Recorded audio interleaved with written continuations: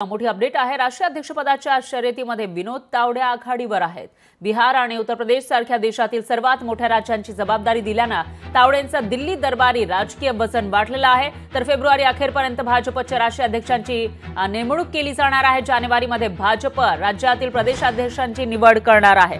त्यामुळे आता विनोद तावडे हे राष्ट्रीय अध्यक्ष होण्याची शक्यता वर्तवली जाते, कारण जे.पी. नड्डा हे केंद्रीय मंत्री झालेले आहेत आणि त्या पार्श्वभूमीवर त्यांचा कार्यकाळ काही महिन्यांसाठी वाढवण्यात आला होता। पण येत्या काही महिन्यांमध्ये राष्ट्रीय अध्यक्षपदावर नवा चेहरा दिला जाईल, नव्या व्यक्तीकडे जबाबदारी दिली जाणार आहे आणि त्याचबरोबर जे प्रदेशाध्यक्ष आहेत त्यांचीही निवड केली जाणार आहे। तर राष्ट्रीय अध्यक्षपदाच्या शर्यतीमध्ये विनोद तावडे हे आघाडीवर आहेत, त्यांच्यावर ही जबाबदारी दिली जाऊ शकते अशी माहिती आहे। बिहार आणि उत्तर प्रदेश सारख्या देशातील सर्वात मोठ्या राज्यांची जबाबदारी त्यांच्यावर होती आणि तावडेंनी तिथं चोखपणे आपली जबाबदारी पार पाडल्याचं पाहायला मिळालं आहे। त्यामुळे दिल्ली दरबारी त्यांचं राजकीय वजन वाढलेलं आहे आणि यामुळेच आता त्यांना भाजपचं राष्ट्रीय अध्यक्षपद मिळू शकतं अशी माहिती आहे। दरम्यान फेब्रुवारी अखेरपर्यंत भाजपच्या राष्ट्रीय अध्यक्षांची नेमणूक होईल आणि जानेवारीमध्ये भाजप राज्यातील प्रदेशाध्यक्षांची निवड करणार आहे।